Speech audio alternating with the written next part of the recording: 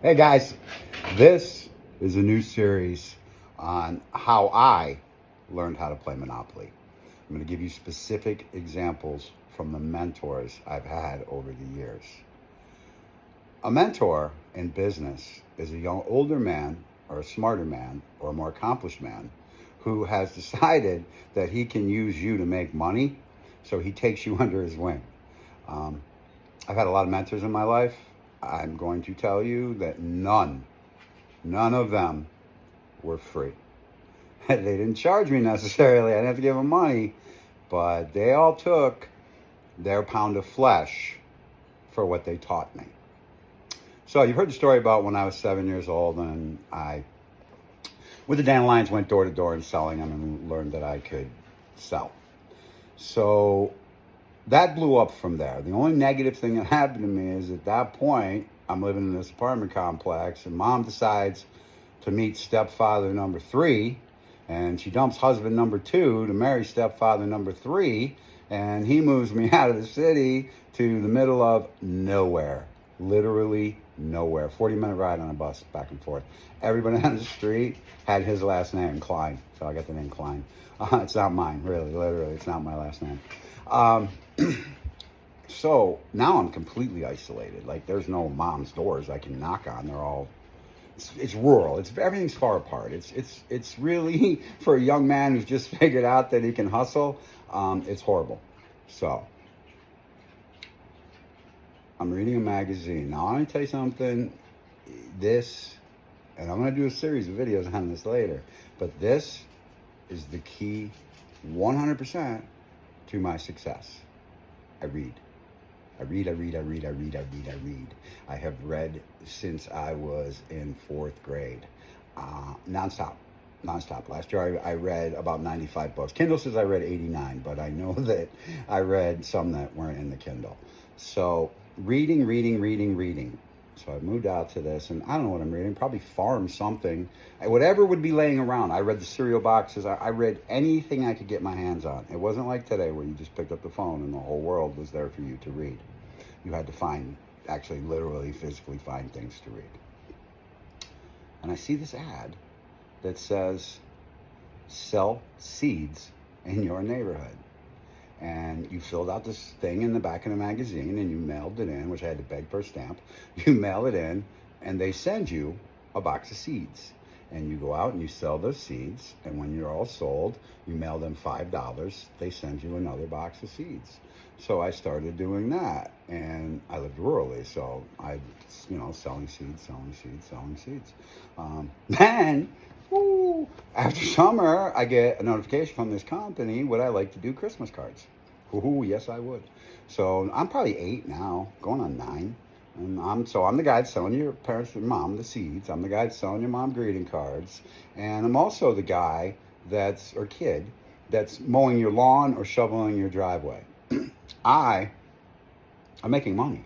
Like, literally, I'm 9, 10 years old. I mean, I'm not making a lot, but I'll bet you back then I was probably averaging $5-6 a week, which back then is a lot. I mean, minimum wage when I was that age was probably about $2 an hour. So it's about the equivalent of working, a couple hours as an adult. So that, I babysat, I did all that stuff. You can't make any real money, but I'm hustling. And then when I was 11, my psycho mom decides that she thinks it would be a good idea to sell Rubbermaid. This woman never left her house. Literally, she's narcissistic, agoraphobic. So I have no idea. But I later on, now I understood why she decided to sell Rubbermaid. Her genius idea was to give me the Rubbermaid catalog and my bicycle and let me ride around selling Rubbermaid. And split the money with me. Awesome, yay! So I became the #1 Rubbermaid distributor in Onondaga County when I was 11 years old. Wasn't in my name, so it looked like Pat did it, but I sold every bit of it. So that was the year I turned. I hadn't turned 11 yet. Oh no, I was 11. I was coming up because right after I did that, I got a chance to go work on a farm, and it paid $1 an hour. And at 11, 12, I thought, holy man, if I can work 40 hours a week, I make $40. I don't think my dad made that back then. So I find out that I can get my working papers at 11 to work on farms, and that there's a guy that'll pay me $1 an hour to pick tomatoes with the migrants. And the only kicker is I can only work 4 hours a day and 13 days in a row. So for the next 3 weeks, I worked 20 days. I worked 13 days, took a day off, and then tomato picking was done. And I worked 4 hours a day. So I had the roommate thing still going, so I was making a little bit of money there. But I wasn't going out anymore, so that was falling off.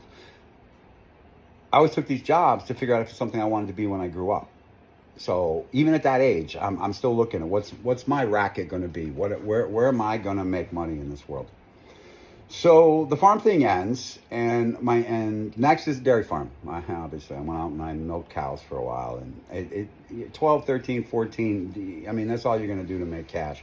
Hustle here a little bit there, but nothing, I didn't really understand anything about anything yet, except that I didn't have any money and I wanted some. So I'm 15, and I don't have any work at that time. The dairy farm thing had gone. And because it was just too much of a hassle. Yes, I just couldn't handle the smell. You smell in the morning, you smell at night. There's no getting rid of it. It's not that great of money. You get all free milk. That's why I'm still crazy about milk. But I'm out looking for a job. I'm 15. And the way I used to do that is I would leave my home and I would hitchhike into the city.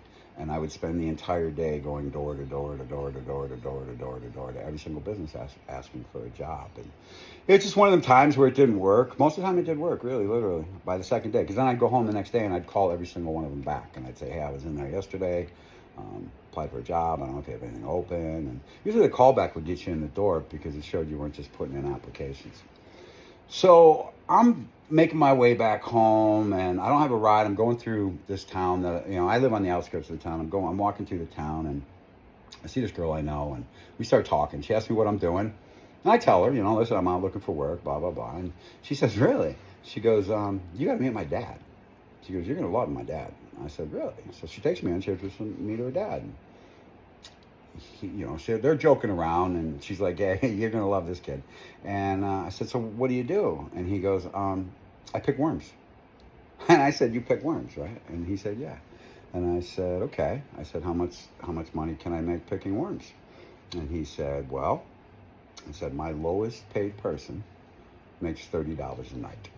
And I said, $30 a night, really? So if I work 7 days. Now it sounds like no money to you, but $200, we're talking 1979? Like $200 a week that's like low middle class money. So remember, he said least. So I said, what do I got to do? He said, well, we leave every night. I pick you up every night. We go into Syracuse. We meet at this place was a sub shop, giant sub shop, huge. You could put tons of people there, big, huge parking lot. So we meet there every night. Everybody meets up. We go out. We split up. We go to golf courses, and we pick worms until the sun comes up. And then the sun comes up, and I bring you home. And when I pick you up the next night, I'll give you your pay from the night before. Okay, how do I get paid? Well, you get paid by the 1,000. For every 1,000 worms you pick up, I'll give you $7. Oh, this is okay. All right, cool. So I take this job. Now about this job, you have to understand something. There's not a lot of parents to let their kids between the ages of 13 and 18 go out all night long into Syracuse with a bunch of yahoos to pick worms all night long. I didn't have those kind of parents. I had the kind of parents that probably were like super happy that I had this job and that I wasn't around. Not because, and part of that because I was a real old pain in the ass as a kid. So I get in a truck with him, and he picks me up, and we head towards Syracuse and talking. And I listen. I'm a listener. People don't think that. But if you know something I don't, I ain't going to say shit till I know what you know. So he starts to explain to me all about the business. And this goes on this doesn't happen overnight. This happens over about a week, because he had to go by my house. So I'm the only person in the whole company that rides with him. So he's picking me up, taking me to work, bringing me home in the morning. So all the way to work, all the way home, I'm listening to this guy, talking to this guy. First day I get there, I find out this is a humongous operation. He's got about 250 people. About 150 of them are under 18 and 100 of them are over 18. Totally different demographics and how those groups work and how they're trained and how they're treated. But they were all paid exactly the same, which I always thought was super cool. So I go out and I start picking worms. It's really, believe it or not, you put a headlamp on, you got a bucket on each side of you. One's got sawdust, one's got for putting the worms in. A good picker, like one of these 20-year-old kids that's been doing it for 4 or 5 years, these kids would pick 10, 15,000 worms in a night. Remember, $7 a thousand. These kids are walking out of there with $100, $120 a night. They're making $700 a week. Okay, so yeah, if you want to fuck around, yeah, if you go out there and you start at like 10 o'clock at night and you pick till like 4 o'clock in the morning, you will pick 11,000 worms. Easy. It's not hard. So the way that business worked is you rented the golf courses at night. This is a huge business. Worms are a huge business. That's the first one. I'm telling you, this is the first time I'm introduced to Monopoly. So, long story short, about 2 weeks into it, okay, I'm a crazy kid. I was severely physically abused. I was always threatened. And I was told when I was a very little boy that if anybody puts their hands on you or threatens you, you're allowed to attack them. And that's what I've done my entire life. I don't allow people to put their hands on me. If you come after me, I'm going to fight. We're going to fight. And that's that. So, and whatever the consequences are, the consequences are. But I don't let people put my hands on me. So we get there one night, about 2 weeks into it, and this kid is messing with me. I'm 15. This 19-year-old kid is talking shit about me. They always pick on the tall, skinny kid, okay? Because white guys, because it's just, you beat up the tall, skinny kid. Don't beat up the guy that could maybe kick your ass. You get more points if the guy's big. So he's talking shit to me. And I hit him. Like, I just hit him. I just hit him as hard as I could, and he fell down, and I just kept hitting him until they pulled me off. And he's got me, and he throws me in his truck, and we take off. He get in here, he throws me in the truck, and we drive off. And he's like, "You're crazy. You're like, you're literally nuts." I'm like, "Yeah, no, I just don't like people touching me. I don't like, I don't let people fuck with me." So he goes, "Listen, here's what I'm going to do. You're okay." I mean, at that point, I'm probably picking 7,000, 8,000 worms a night. I'm screwing around a lot. I'm messing around. I'm with 100 16-year-olds, juvenile delinquents. So we're screwing around. So he comes to me and he goes, "Listen,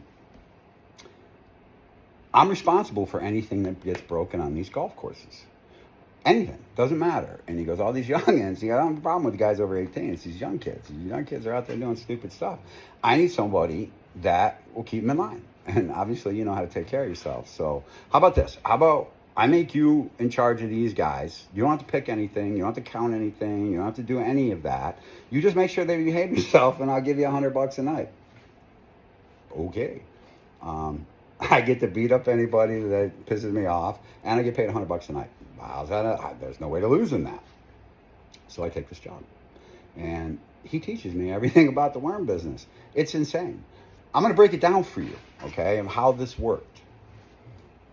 Every bait store in America sells worms. Where do you think they get those worms? Do you think there's somebody out there in the back picking up worms and bringing in 40 dozen every day? No. There's companies that wholesale them worms. Now, you didn't have worm farms back then, really, per se. You have that now. And I got to tell you, I've been out of the business for 40 years, but I know if I looked into it, it's got to be insanely lucrative, because here's how it worked. The bait wholesaler paid the picker $20, which was him, the contractor. He got paid $20 a thousand. Out of that $20,000, okay, he kept like $5 out of that one for expensive, because it's unbelievable gas expenses, all that kind of stuff. He kept $5. He gave $10 to the person who drove the truck that the pickers were in. Normally, it'd be a pickup truck with a cap on it, and there'd be 8 or 10 of them. So he got 10, and he paid out 7. So he didn't pick either, but he got $3 off every 1,000 that somebody else picked, all the way down. And that's how this business worked. And it was entirely cash. Literally everything was cash. So we would load up 3 reefer tractor trailers full of worms every single morning. And they would drive them to Buffalo and sell them. And he would be paid in cash, and he would come back, and we would do this over and over he would do this over and over for about 6 weeks, 7 weeks of summer, 8 weeks of summer, whatever he could get in, So this goes on for a while, and there's a couple little side stories here. But I really started to understand now how the economics of things work. Come to find out, the mob is huge into this business. That's a whole story for like me being in charge of a golf course when the mob shows up. That was interesting. I learned a lot from that one too. But I learned how the basics of how you set up a distribution system like that and what it all works. And the thing is, this was not rocket science. So, long story short, I'll tell you how our working relationship ended. One happened, this didn't end anything. My parents went through my room, and I had a stash of probably at that time $3,000. I was getting $100 every day. I had nowhere to spend them. I was going out all night. Direct subs you cannot spend $100 there. Back then, especially, even no way could you spend that. So they come to me literally and ask me if this guy is having sex with me. This is literally the only way that they could come up with how I could make this kind of money. I bust out laughing, to be honest with you. I really did. At 15, I was making more than my father had ever made in his entire life. At that point, he was probably making about $28,000 a year as a machinist. They were not good people. So this was ludicrous to them. They couldn't. That's when I started paying rent, by the way. So the reason that we ended up not working together anymore is one day, him and I are driving along, and he tells me, he goes, "Oh, I'm telling you, the feds are following us." I'm like, "What?" I'm 15. What do you mean the feds are following us? He tells me the feds are following us because they're after him for IRS tax evasion. And but don't worry, he's got it all handled. He's going to get away with it. And about 7 days later, I'm with him in his truck, and they pull over the truck, and we're surrounded by the feds, and they pull him in, and I never see him again because they sent him to jail for income tax evasion, and apparently he hadn't paid taxes on $12 million worth of worms. That was my first lesson in how to play Monopoly. In the next video, I'll tell you my next.